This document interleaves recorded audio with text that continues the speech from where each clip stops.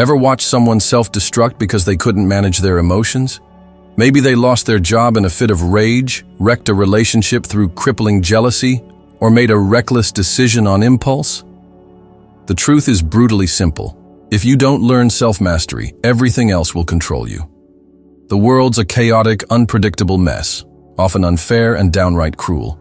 But there's a solution, a time-tested approach used by great thinkers for over 2 millennia to stay grounded amidst the storm. Self-control. This video reveals how Stoic principles can bring you peace in the face of chaos. Ignore this, and you'll continue living a life dominated by stress, anxiety, and regret.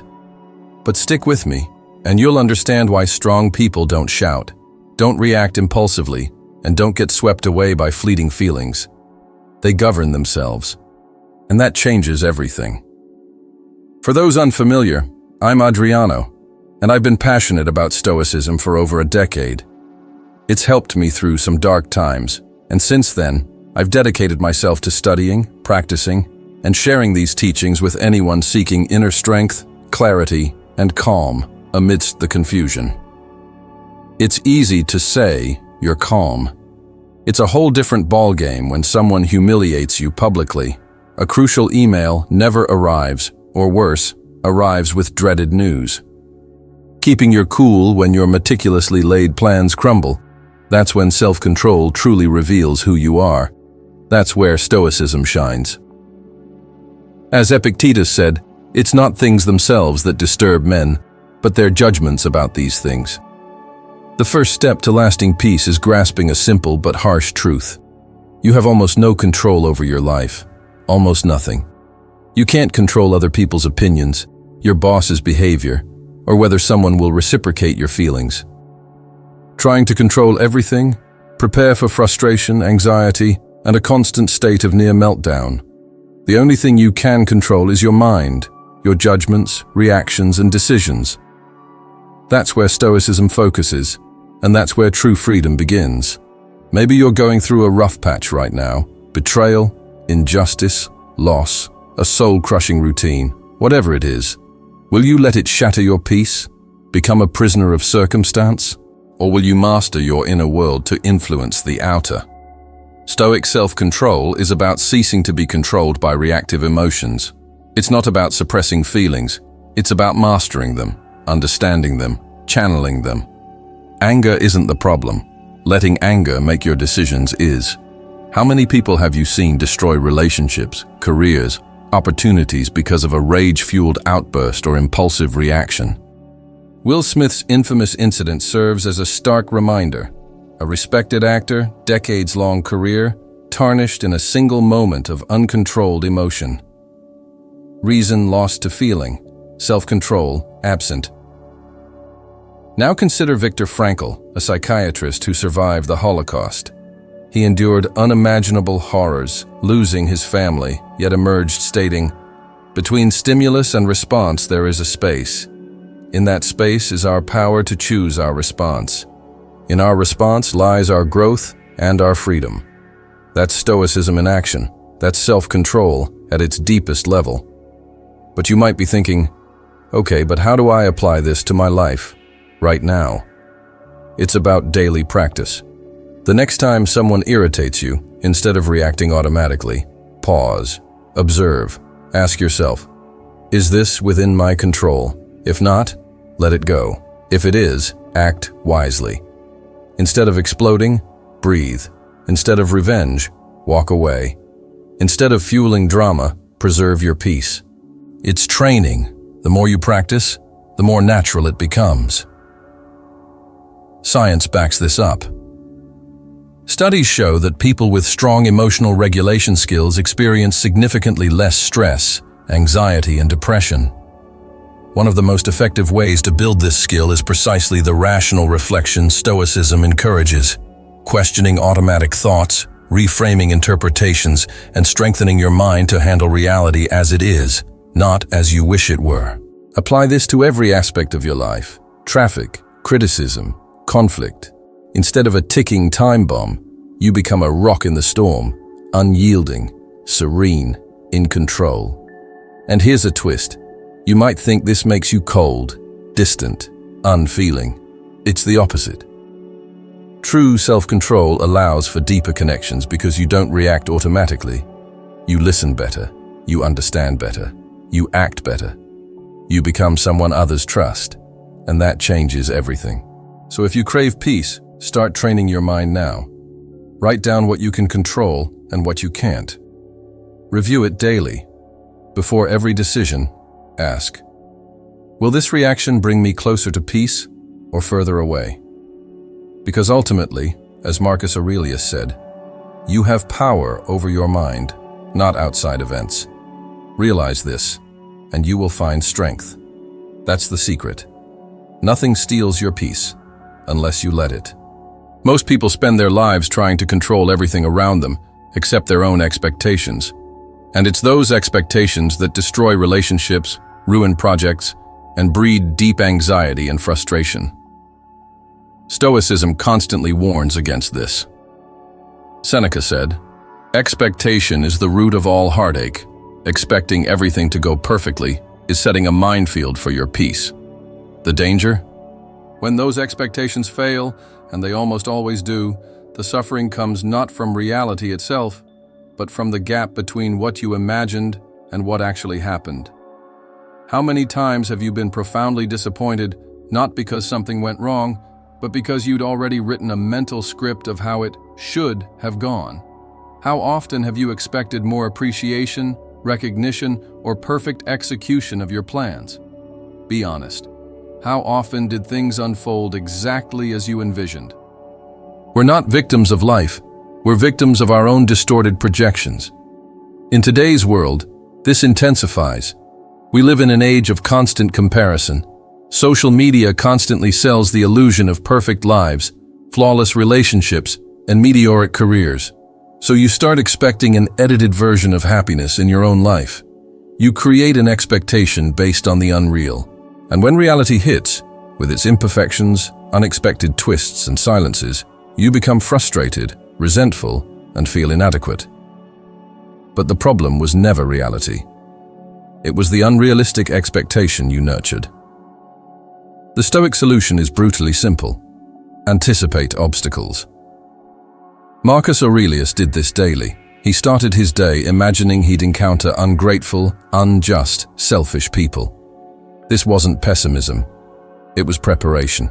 He wrote, "When you wake up in the morning, tell yourself, the people I deal with today will be meddling, ungrateful, arrogant, dishonest, jealous, and surly." By expecting less from the world, he suffered less. When something positive happened, it was a bonus, a gift, not an obligation. Is this possible today? Absolutely, and it can transform your life. Imagine a job interview. Instead of scripting a perfect performance leading to an immediate offer, do the opposite. Prepare to give your best, of course, but be ready for the possibility of not being chosen, not because you're incapable, but because many variables are beyond your control. Accepting this possibility beforehand prevents emotional devastation if it happens, or in relationships.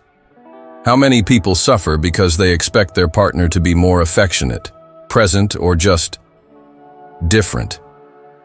Expectation turns into demand. Demand turns into resentment, and the relationship becomes a battlefield. Stoicism suggests, love reality as it is.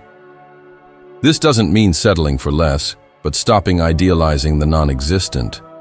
When you see others for who they are, not who you want them to be, true respect is born. Science backs this up. Studies show couples with unrealistic expectations experience higher frustration and lower relationship satisfaction, the opposite of common belief. The explanation: those who expect less appreciate what they have more. Look at Amy Winehouse, a brilliant artist, emotionally vulnerable. She placed almost desperate expectations on being loved, understood, accepted. When those expectations were shattered, she experienced an emotional collapse and spiraled into self-destruction. This isn't judgment, it's observation. Her brilliant mind, lacking emotional preparedness, couldn't handle the gap between expectation and reality. Now consider Keanu Reeves. someone who endured profound losses, including the death of his wife and daughter, yet maintained an admirable outlook. No excesses, no scandals, no fame-driven attachment. He seems to embody the Stoic principle. Accept everything that happens as if you yourself had chosen it. This mindset is incredibly powerful. It shifts the burden from expectation to active acceptance. You don't need to be passive, but you do need to be realistic. Cultivate the serenity of accepting the uncontrollable and the wisdom to adjust your expectations before they destroy your peace. Before every decision, ask, am I basing this on facts or fantasies? When expecting something from someone, ask, is this expectation reasonable, or is it my projection?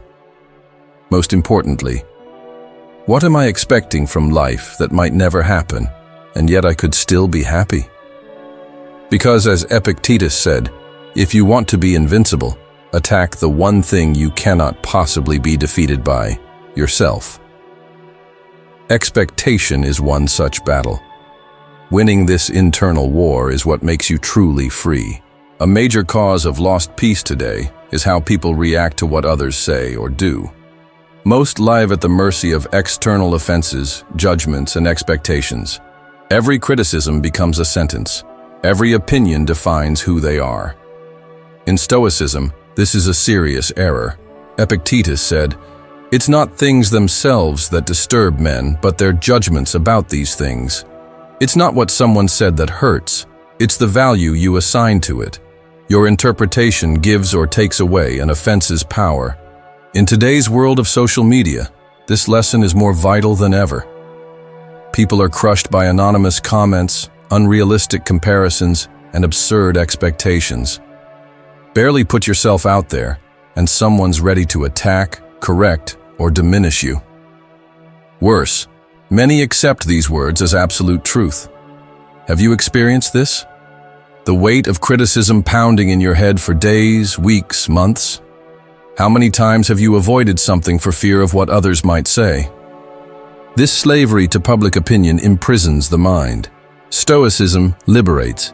It teaches that what you control isn't what others think, but how you respond internally.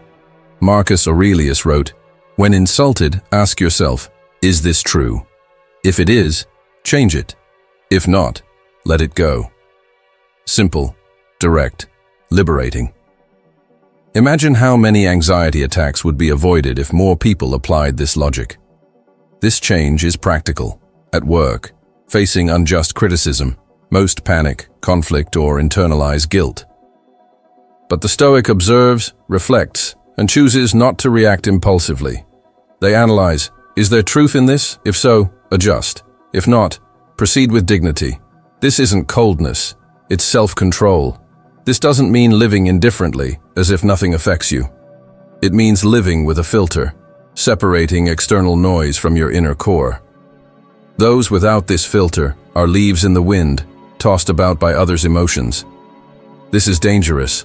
Your peace cannot be in someone else's hands. Science confirms this. Studies show people with strong emotional autonomy experience less stress and depression. They don't ignore criticism, but place it in perspective. This is what Stoics called apatheia, not apathy or indifference, but serenity amidst the storm. Real-world examples abound. Consider Britney Spears, a star relentlessly attacked by public opinion, paparazzi, and toxic comments. The pressure led to a public emotional breakdown.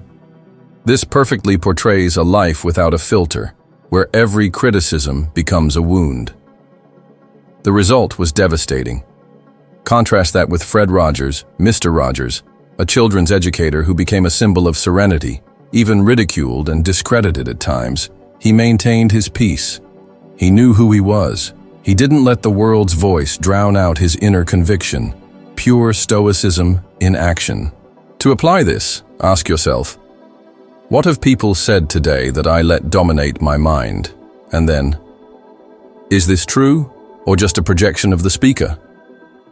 You don't need to respond to the attack. You need to train your mind not to be wounded by things unworthy of your suffering. If others' words still have the power to destroy your peace, you haven't fully taken possession of yourself. Remember, the only opinion you need to carry daily is your clear conscience of doing what's right. As Epictetus said, be more concerned with your own self-approval than with the approval of others. That's true freedom. Such a person may be criticized, but never dominated. A common scenario: you wake up, check your phone, and a message throws you off balance. A demanding work email, bad news, family conflict, traffic chaos. Your whole day unravels. Felt that? A small trigger, and everything collapses? This happens because many live in constant reaction, not mastery. Apatheia, serenity amidst the storm, is what's missing in most routines. Marcus Aurelius wrote, "The quality of a person's life is in direct proportion to the commitment to excellence, regardless of their chosen field of endeavor." He wasn't talking about superficial positive thinking. He meant mental responsibility. An untrained mind becomes a trap. Notice how many worries never materialize? How much emotional energy do we waste on things beyond our control, neglecting what we can do now? Living on emotional autopilot wastes time, health, and opportunities. Data shows our minds are distracted over 47% of the time, trapped in the past or anxious about the future. This distraction creates emotional triggers that undermine your peace. Imagine someone facing constant financial pressure, barely making ends meet. An unexpected bill arrives. Panic, fear, despair, irritation. But in apatheia, you breathe, face reality, and act with focus. Instead of victimhood, ask, what's within my control right now? Maybe cutting unnecessary expenses, renegotiating a debt, finding extra income. One step at a time, with firmness. The Stoic acts rationally in the present. The reactive drowns in the emotion of what can't be changed, and that difference changes everything. Ever seen someone lose control over something trivial, like a car cutting them off? That person woke up in survival mode, and an external detail triggered an internal volcano. Stoicism teaches the opposite. Be the captain of your ship. Waves will come, but the helm is in your hands. Seneca said, "We suffer more in imagination than in reality." Repeat this mantra. Unnecessary suffering stems from a lack of control over your thoughts. Self-control isn't unattainable, it's trainable. It starts with mindful pauses. When something irritating happens, breathe. Don't react, observe, choose your response. Over time, your mind learns it's the master of emotions, not their slave. Look at Mike Tyson, one of history's greatest boxers, but also a prime example of uncontrolled impulsiveness. He lost fortune, career, and respect because he couldn't manage his impulses. He himself admitted his greatest knockouts weren't in the ring, but in his mind. Lack of self-control sabotaged his success. Now consider Viktor Frankl, the Austrian psychiatrist who survived Nazi concentration camps. Under the worst conditions, he maintained his sanity and purpose. In Man's Search for Meaning, he says, "Everything can be taken from a man, but one thing, the last of the human freedoms, to choose one's attitude in any given set of circumstances." Pure Stoicism. Proof that even in chaos, you can hold the helm. And you? Are you holding the helm in your days? Or are you being tossed by waves of anxiety, anger, fear? The good news? The brain is plastic. Stoicism isn't about grand gestures. It's about the quiet revolution of daily discipline. It's about building a life brick by tiny brick through consistent, virtuous action, regardless of how you feel. Forget waiting for inspiration. Stoicism teaches that action precedes motivation. You don't need to feel like doing the right thing.